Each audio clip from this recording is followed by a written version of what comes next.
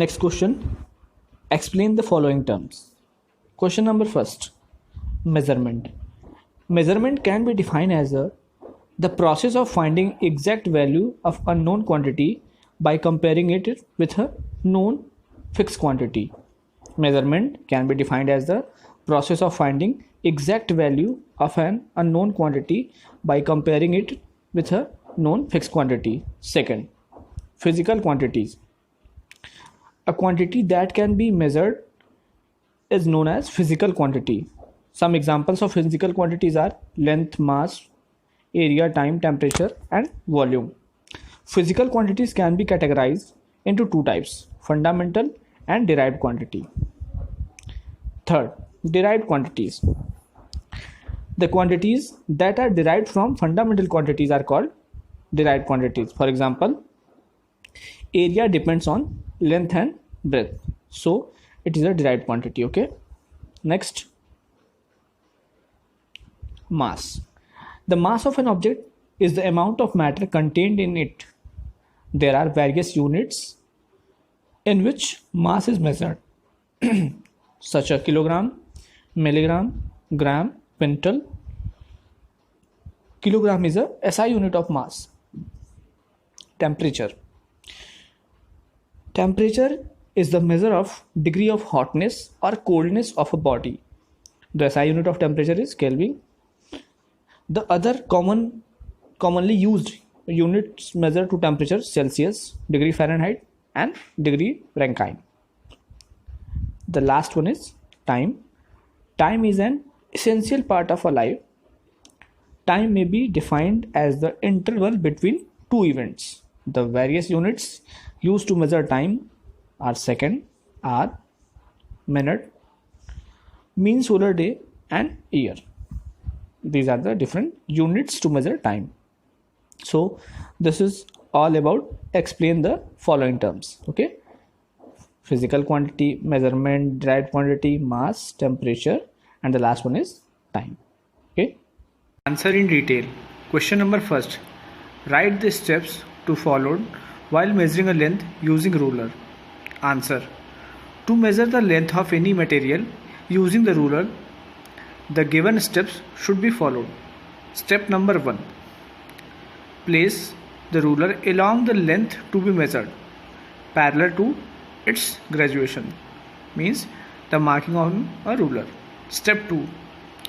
Make sure that the zero mark of a ruler coincides with one end of the length to be measured, and the eye must be exactly vertically above the mark to be read. Step 3.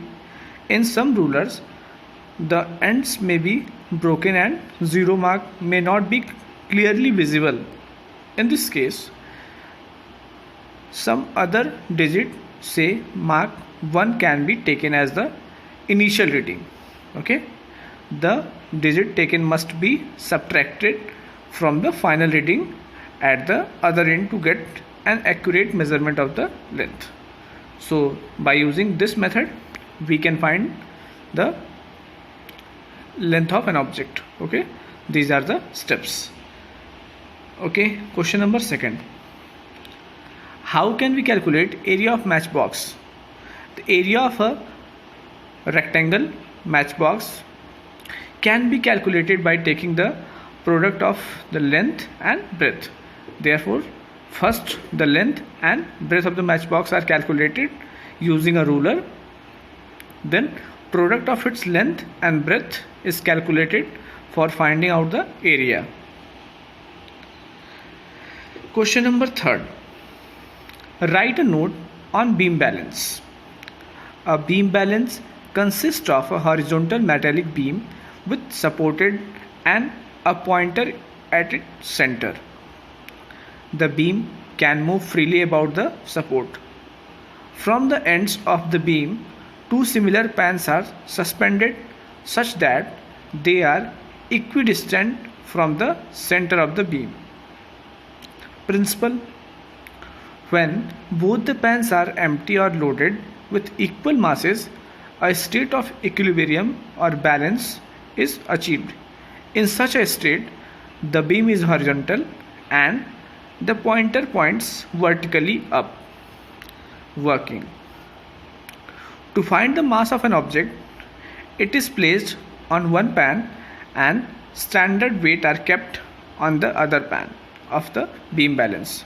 The standard weight are available in different size and masses like 5 gram, 10 gram, 20 gram, 50 gram, 100 gram and 500 gram.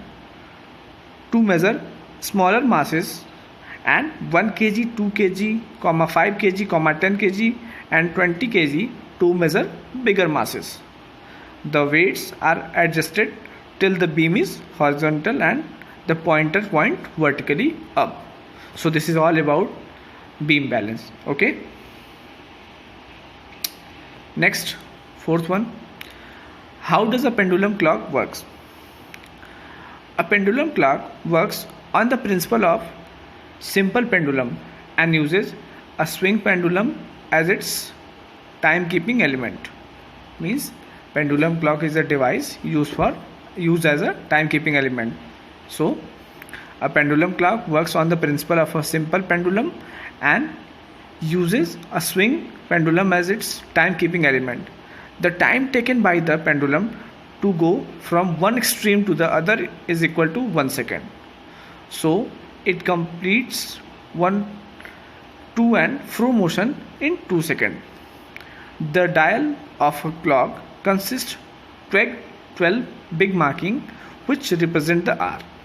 These markings are further divided into 5 smaller divisions, giving a total 60 small divisions.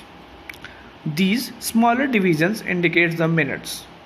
There are 3 needles, namely hour arm, minute arm and the second arm, attached from the center of the dial with the help of gear wheel.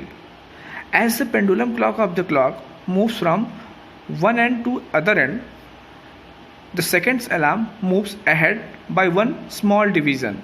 Once the second arm completes 60 small division, that is, move one full round of the circular dial, the minute arm moves to the next small division. Once the minute hand also goes one round the dial covering 60 small division, the hour hand reaches the next big marking indicating the 1 hour. Means 1 hour has gone past. So this is all about pendulum clock. Okay. Next, question number 5. How is the laboratory thermometer different from the clinical thermometer? Also mention the precautions to be observed while using a laboratory thermometer. Okay. First, about the laboratory thermometer. A laboratory thermometer is different from clinical thermometer in following aspects. Okay. A laboratory thermometer is used to measure the temperature in laboratories from various experiments with a high degree of precision, and whereas a clinical thermometer is used take the body temperature of a human being. Laboratory thermometer used in case of high precision, and simply clinical thermometer is used for the measurement of body temperature. A laboratory thermometer measures the temperature in the range of -10 degrees Celsius to 110 degrees Celsius, whereas a clinical thermometer, the scale on its stem shows temperature from 35 degrees Celsius to 42 degrees Celsius. The range of laboratory thermometer -10 degrees Celsius to 110 degrees Celsius, and the range of clinical thermometer 35 degrees Celsius to 42 degrees Celsius. The construction of laboratory thermometer is same as the clinical thermometer except for the king. The precautions that must be observed while using a laboratory thermometer are mentioned below. A laboratory thermometer should always be kept upright and not tilted. The laboratory thermometer should always be kept upright and not tilted. The bulb of the thermometer should be properly dipped in the substance whose temperature is to be measured. And the third one, the bulb should not be touched the base of the side of the container. The bulb should not be touched the base of the side of the container. So these are the precautions which we have to remember at the time of taking reading. Okay. So these are the differences between clinical and laboratory thermometer. Next, this is the homework slide. Students, here we have some small homework for you. Question number A. Show the given text in form of flowchart. Fundamental quantities and derived quantities. Second, measuring mass, length, time and temperature and instruments used to measure these quantities. Fundamental quantities and derived quantities. So in the question number first, you have to draw flowchart. If you are not able to draw this, then you can take help from your book. It is given in your book from page number 120 to 130. In between page number 120 to 130. So you can take help from your book. And the question number second, B, differentiate between the following. So question number first, fundamental quantities and derived quantities. Second, beam balance and electronic balance. And the third, clinical thermometer and laboratory thermometer. Write down at least 3 differences between fundamental quantities and derived quantities, beam balance and electronic balance, and the third one is clinical thermometer and laboratory thermometer. So this is a small homework for you. Please complete it in proper way.